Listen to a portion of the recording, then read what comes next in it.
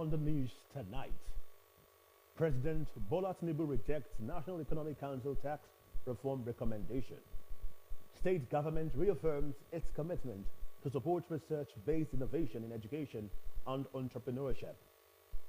Federal government releases funds to pay outstanding salaries of Federal University non-academic staff. Abroad, the Iran Supreme Leader threatens definite crushing response on US and Israel. Good evening.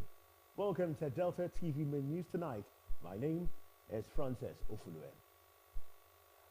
President Bola Tinubu is pressing ahead with the legislative process for his tax reform bills despite reservations from some quarters. The National Economic Council (NEC) at its last meeting in Abuja called for the withdrawal of the proposed laws for the additional consultations just 72 hours after the Northern Governance Forum rejected the new derivation-based model for value-added tax distribution in the new tax reform bills. The NGF said the proposals are against the interest of the North and instructed Northern lawmakers to reject the bills. However, President Tinubu is of the view that the issues at stake should be thrown open to Nigerians at public hearings to be conducted by the National Assembly in the course of considering the bills. The President, in a statement by his Special Advisor on Information and Strategy, Mr. Bayo Onanuga, expressed gratitude to the NEC, which comprises Vice President Kashim Shettima, the 6 state governors, and the Central Bank Governor, CBN, for its recommendation, but pleaded that the legislative process be allowed to continue, allowing for public hearings and further stakeholder engagement. The Nigeria Tax Bill, the Nigeria Tax Administration Bill, the Nigeria Revenue Service Establishment Bill, and the Joint Revenue Board Establishment Bill are all currently under consideration at the National Assembly. The State Attorney General and Commissioner for Justice, Mr. Ekemejiro Owerole San, has called on lawyers to respect the rules of appealing of cases and obtaining judgments. Mr. Owerole, who made the call at a capacity building workshop on appeals for the State's Council, said appeals played a pivotal role in dispensation of justice, as any decision of the High Court was subject to the view in the appellate court, which anyone seeking justice would desire to take advantage of. The Attorney General told legal practitioners that they needed absolute confidence when they appeared in the appellate court, and stressing that they must try as much as possible to make the appeals concise. There were lectures on the rules attaining appeals, as well as electronic filing and virtual hearing, withdrawal of appeals, on alternative dispute resolution, among other relevant topics. The Secretary to the State Government, Dr. Kingsley Emu, has said Governor Sheriff Oborewori is leveraging education to drive sustainable economic growth and development, as encapsulated in his ongoing More Agenda. He said this at a 2-day workshop organized for postgraduate students of the Delsu Business School, Asaba. Dr. Emu said the state government recognized the significance of education in driving economic growth and development and was making substantial progress in that regard, as could be seen from government's huge investment in the education sector. He added that the Oborewori administration was committed to supporting initiatives that promoted excellence in research, innovation, and entrepreneurship. The SSG underscored the role of business schools in driving sustainable development globally, advising the doctorate students to develop skills in critical thinking and analysis, problem solving, decision making, data collection and analysis, as well as effective communication and accurate data presentation. Doctorate students of the Delsu Business School in attendance included the Director General of the Delta State Orientation and Communications Bureau, Dr. Fred Ogenesiwe. And now, in a bid to ensure a vibrant legislature, a 2-day capacity building workshop have been organized for councillors in Okwani local government. The event, which held in Asaba, the state capital, featured lectures from resource persons drawn from the legal medical background. Eunice Emeazia reports. The local government, as a third tier of government, have been known to play a significant role in promoting grassroots development, good governance, and democratic decentralization in Nigeria. With the recent Supreme Court judgments granting autonomy to local governments in the country, which would now enable them to take charge of their territories without undue interference from state governments, it becomes imperative to prepare the leaders, particularly the legislature, for the task ahead. In line with this, the Okwane Local Government Council, in collaboration with Chanel Consult, organized a 2-day capacity building for councillors of the 8th Assembly in the council, with the theme, Strengthening the Legislature at the Local Government in Nigeria for Effective Performance. The chairman of the Okwane Local Government Council, Honorable Possible Ajede, said the event is part of efforts to further consolidate on the gains of his first tenure, adding that it is in furtherance of his Do More agenda for the Okwane people. For us in Okwane, we are saying that let us now begin to strengthen every arm of the local government or to enable us to be able to deliver the dividends of democracy following due process. Now, we cannot achieve that by not strengthening the legislatures as it is. The Do More agenda in itself is seeking to do things in different ways. It is seeking to further implement the yearnings of the Okwane people. The State Deputy Governor, Samande Onyeme, represented by the Deputy Chief of Staff, Government House, Honorable Ifeanyi Osakwe, described the Okwane Council boss as a pace setter. This is a one-of-a-kind event. I've been a 2-time local government chairman, and I can see the progression.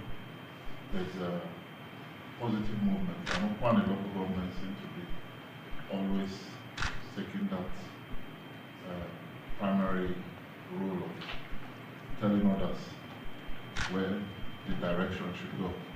It's a novel, and I must congratulate the chairman for this. The chairman, Local Government and Chieftaincy Affairs Commission, Prince Gelly Penawol, urged other local government chairmen to take a cue from Honorable Ajede. It's not about, it's about service to the people that elected him. So what the chairman is doing, it's to me, it's a wonderful thing. I want to comment what he started, and I pray that others will emulate. In a keynote address, Dr. Ikechukwu Gasioku harped on the challenges facing local government councils and the way forward. Less of political interference and corruption, which is one of the biggest problems of Nigeria, should be reduced. In that, we will strengthen the legislature for effective performance. Participants, comprising councillors in the various wards in Okwane local government, lauded the initiative and promised to put the knowledge gained into good use. It gives us another impact on how to do our oversight function, on how to do our legislative view.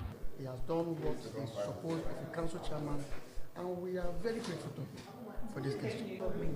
770 local governments in Nigeria to try and emulate what Barrister Possible Ajede, the chairman of Okwane local government area, is doing. The 2-day event featured lectures on the overview of local government legislature in Nigeria by Barrister Ezago, stress management at workplace by Dr. Notoma Tobore, strategies for strengthening the local government legislature by Tosan, a barrister, and strengthening relationship between the executive and the legislature towards effective local government administration by Chief Ehigiato, as well as process and procedure for passing bills and bylaws by Ibebunam Joseph.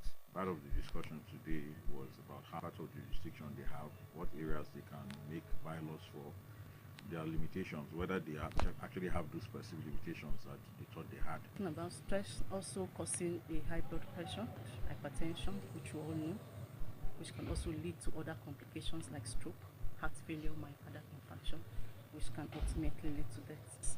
Talk about you as an individual, try to gain control of your work. It's amazing that a local government in Delta State has tried to set a standard, training their legislators to perform better. This is a welcome development. I hope other local governments take the initiative as well. It will be recalled that Honorable Ajede had already set up farm clubs in all 10 wards of the local government to empower real-time farmers and inaugurated mobile clinics to bring healthcare service closer to Okwane people, amongst other structures put in place to further consolidate his Do More agenda. Eunice Emeazia reporting. The federal government has released funds to settle outstanding salaries owed to members of the non-academic staff union of universities, rather federal universities, and pay benefits to retirees under the Nigerian Union of Pensioners Contributory Pension Scheme. On a statement today by the Director of Press and Public, the Accountant General of the Federation, Mr. Bawa Mokwa, confirmed that payments to NASU members have commenced, with many already confirming receipt. The OAGF reaffirmed the federal government's commitment to the welfare of Nigerian workers and retirees. On Monday, the Joint Action Committee of SANU and NASU embarked on an indefinite strike over its 4 months of withheld salary. Since then, activities have been grounded in universities across the country.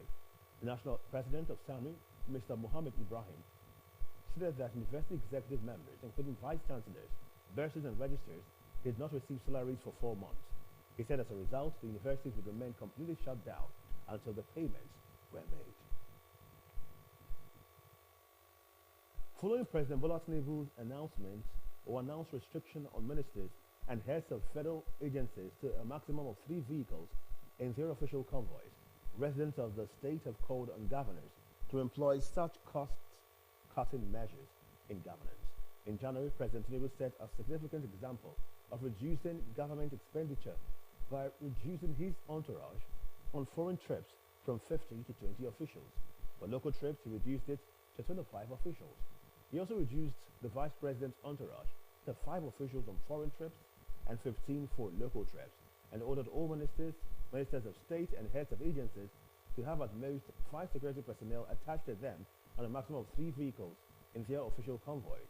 It is against this backdrop that citizens are now calling on all state governors and commissioners to drastically reduce unnecessary expenditure and direct more funds towards creating economic opportunities for their citizens who are currently facing hardship.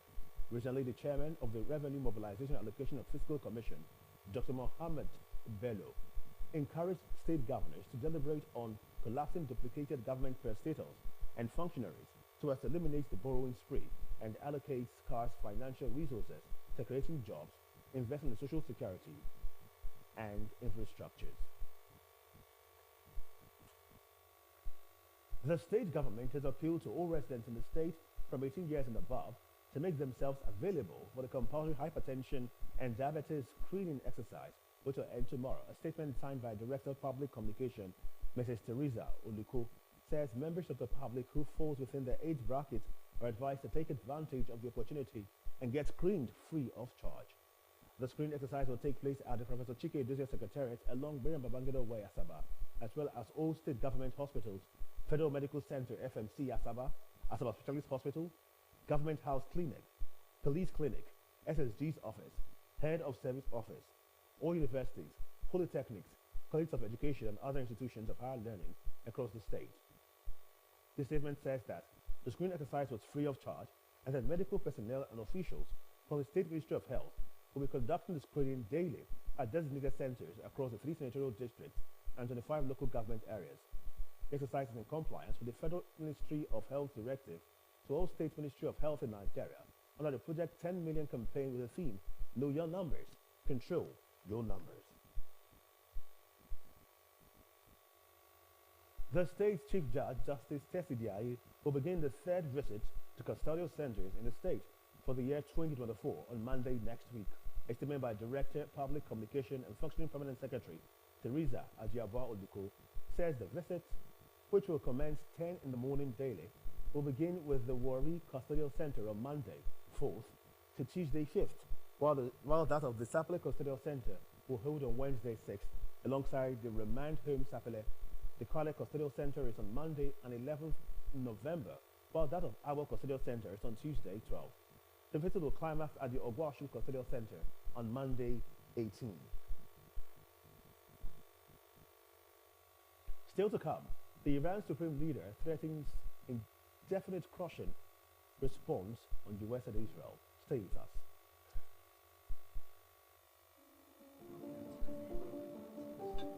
Let's go! No. Let's go. If we continue like this now, where we go end? Bros, calm down. I know say it be like see all of us the best now, but more will not say Any damage where we dey cause now, not to our own state. And when we talk about our own state, we dey talk about ourselves, about our family, our fathers and mothers, our wives, brothers and sisters, even our children. If we use our own hands scatter what we get as our own, now where we go call our own again? Now truth he talk. After all, Governor Sheriff, he don't promise say go do more for their dance. Now wait till me cause con dey fight now. When see our guy dey talk so, it makes sense. You see now. No be lie. We need peace today so that we go fit experience the more agenda. Meaningful development for all. But where there is no peace, there cannot be prosperity now. When they fight, they prosper. No need for the fight. Now peace and unity. Now we want. It takes peace to experience more. Together in peace and unity, we will experience the more agenda. Brought to you by Delta State Ministry of Information.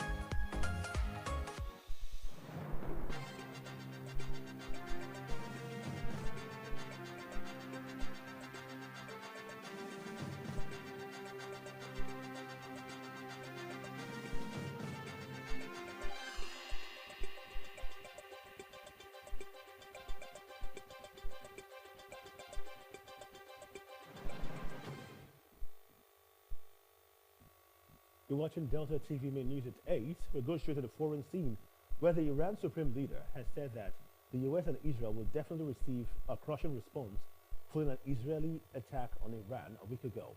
Ayatollah Ali made the comments while speaking to students today ahead of the 45th anniversary of the 1979 seizure of the US Embassy in Tehran.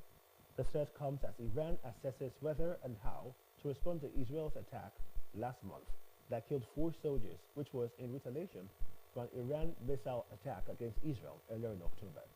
The Iran attack came in response to the killings of the leaders of Hezbollah and Hamas, Iranian-backed armed groups fighting Israel, and a senior Iranian commander. Iran's so-called Axis of Resistance is an alliance of Tehran-backed groups that include Hamas in Gaza, Hezbollah in Lebanon, and the Houthis in Yemen, and well-armed groups in Iraq and Syria. Most of them have been designated as terrorist entities by some Western states. Israel is said to have inflicted severe damage on Iranian air defenses and missile capacities in its October 26 attack, even though Iran has not admitted this. Israel sees Iran as the crucial backer of the Hamas attacks, which killed about 1,200 people on October 7 this year. More than 250 were also taken into the Gaza Strip as hostages. Since then, Israel has launched a major operation in Gaza, during which more than 43,000 people have been killed, according to the territory's Hamas-run health. Israel also went on the offensive against Hezbollah in Lebanon in September, after almost a year of cross-border fighting and rocket fire, which Hezbollah had launched in support of Palestinians the day after the Hamas attacks. Israel said it wanted to ensure the safe return of tens of thousands of residents from northern Israel displaced by the conflict. More than 2,800 people have been killed in Lebanon since then, and 1.2 million others displaced, according to Lebanese authorities.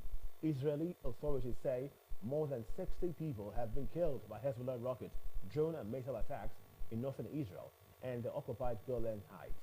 Relations between the US and Iran have not properly stabilized since November 4, 1979, when Iranian protesters seized more than 50 US diplomats and embassy staff, triggering a hostage drama that lasted for 444 days. Spain's Prime Minister, Mr. Pedro Sanchez, has ordered 5,000 more troops and 5,000 police officers and civil guards to the Valencia region as residents criticize local authorities over their response to catastrophic flooding. The death toll today rose to 211 people, with most fatalities in and around Valencia. The toll is expected to rise further. Heavy rains that began on Monday caused floods that destroyed bridges and covered towns with mud, cutting off communities and leaving them without water, food or electricity. Sanchez said the deployment of emergency services and the army was Spain's largest peacetime in response to one of the worst floods in Europe this century. The Prime Minister said that He was aware the response that was being given was not enough. Severe problems and shortages. He said there are still desperate people searching for their relatives, people who cannot access their homes.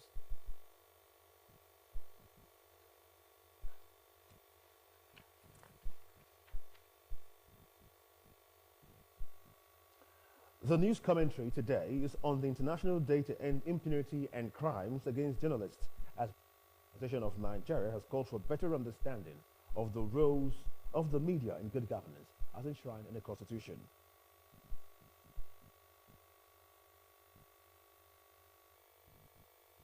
The Broadcasting Organization of Nigeria, BON, has called on the federal government and her security agencies to regard journalists and other media practitioners as essential partners whose roles are to make government and her agencies accountable in order to ensure a stable, prosperous, and egalitarian society. On this International Day of seeking an end to impunity and crimes against journalists, it is desirable to call on the government to reorientate the security agencies and other state actors on the roles of journalists and other media practitioners in making government at all levels accountable to those that gave them the mandate to administer the country on their behalf. Journalists and other media practitioners should not be seen as enemies of the state when performing their constitutional roles of ensuring that elected representatives uphold their oaths of office and carry out the wishes of those who elected them. Impunity and crimes against media practitioners, such as unlawful arrests, invasion of media houses, brutality, harming, damaging of equipment, harassment, and seizure of travel documents, sponsored attacks, kidnapping and killings of media practitioners will continue to portray the country in a bad light in the Committee of Nations, and government should therefore act fast to discourage impunity and crimes against journalists. It is the responsibility of government to ensure adequate security for journalists and other media officials while performing their legitimate duties.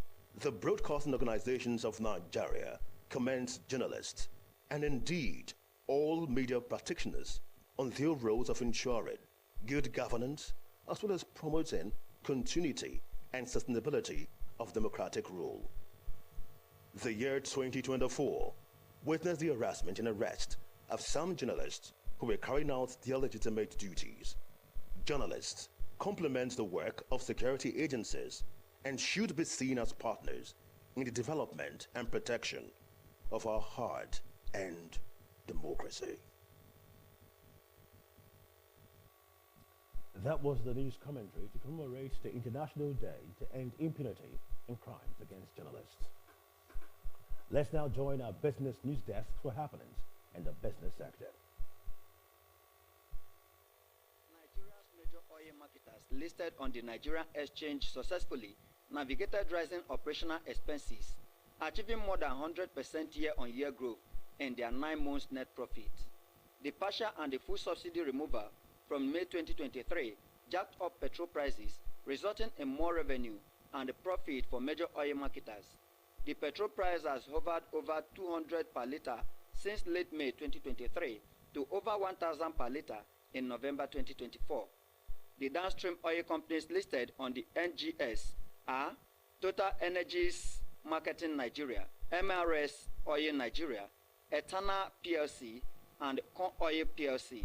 In the 9 months ending September 30, 2024, the 4 companies posted a cumulative profit after tax of 45.3 billion naira, representing a significant 146% year-on-year growth from the 18.5 billion naira posted in the corresponding period of 2023. Total Energies Marketing Nigeria posted the highest profit generated by any oil marketer during the 9-month period, with a 27.4 billion naira net profit, representing a 150% year-on-year growth from the 10.8 billion naira net profit recorded in 9 months 2023.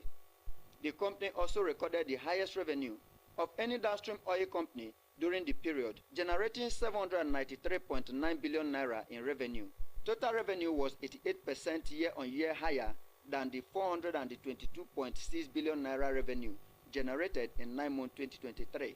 Oil marketers have disclosed plans to offer imported premium motor spirit, PMS, commonly called petrol, at price below those set by the Dangote Petroleum Refinery in Lagos. The move followed revelation that the refinery's petrol cost between 1,015 naira and 1,028 naira per litre based on purchase quantity. Data from the Major Energies Marketers Association of Nigeria, MEMAN, indicates that as of 31st October 2024, the landing cost for petrol was 978 naira per litre, while diesel and aviation fuel cost 1,069 naira 97 kobo, 1,119 naira 67 kobo per litre, respectively. Since Dangote began local fuel production, it has withheld official pricing detail, though major marketers confirmed the refinery's rate exceed imported fuel prices.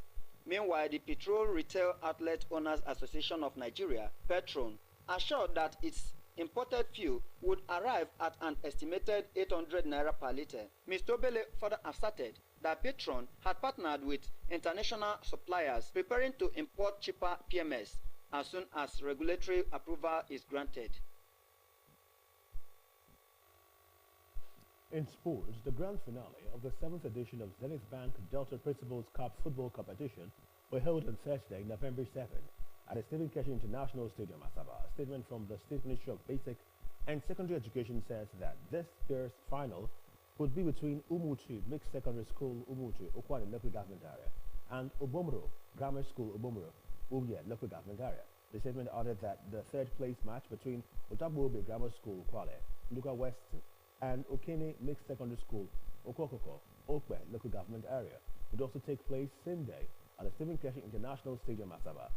It stated that the final match would commence at 12 noon prompt, after the third place match, which is scheduled to begin at 9 in the morning prompt. According to the statement, the State Governor, Right Honorable Sheriff Oborewori, would be the special guest of honor and would perform the official kick ceremony of the grand finale. Away from sports, the State Governor, Right Honorable Sheriff Oborewori, has condoled with the family of former Deputy Governor of the state, Professor Amos Agro Tuama, San. Professor Tuama reportedly died in Warri in the early hours of today after a protracted illness. He was aged 77. Governor Oborewori's condolence was contained in a statement by his Chief Press Secretary, Sir Festus Aron, in Asaba.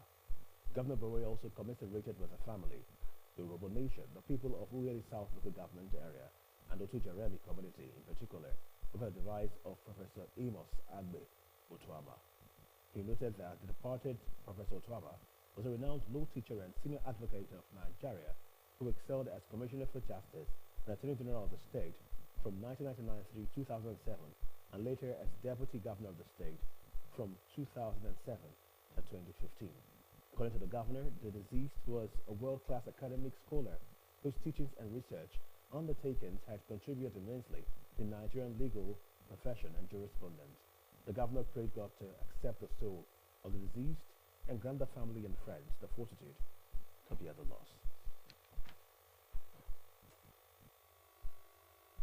And now our thought for the day.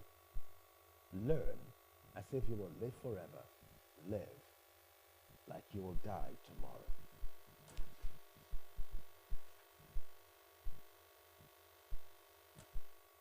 And to end the news, the main points again. President Bola Tinubu is pressing ahead with the legislative process for his tax reform bills despite reservations from some quarters. The National Economic Council NEC at its last meeting in Abuja called for the withdrawal of the proposed laws for additional consultations just 72 hours after the Northern Governors Forum rejected a new derivation-based model of value-added tax distribution to the new tax reform bills.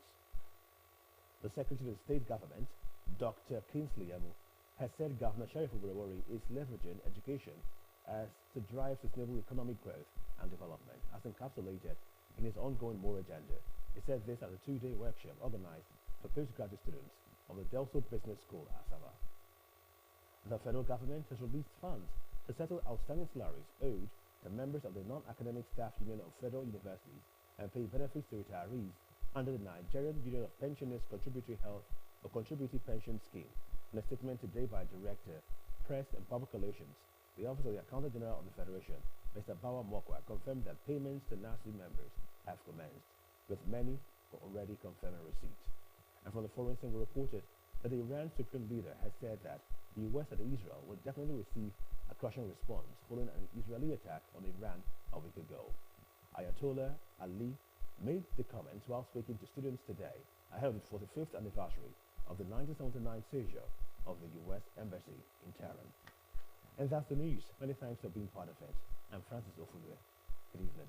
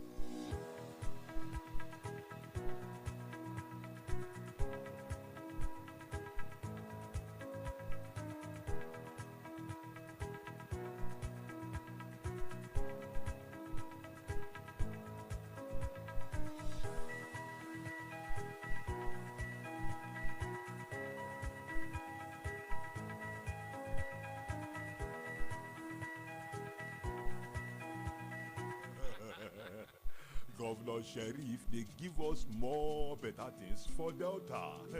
That's why, so the truth. Na truth, oh. This Ugeli why they stay so. Yes. Governor Sheriff, they do roads. That's why, he not only they do roads, so they also they do drainages to make sure say the roads where we go they get for Delta, not go poor. Me and you know say Governor Sheriff, they ready to give Deltas the best. Yes. He talk now before he enter power. As me and you they talk so, Adakbrasa road. Adakbrasa now.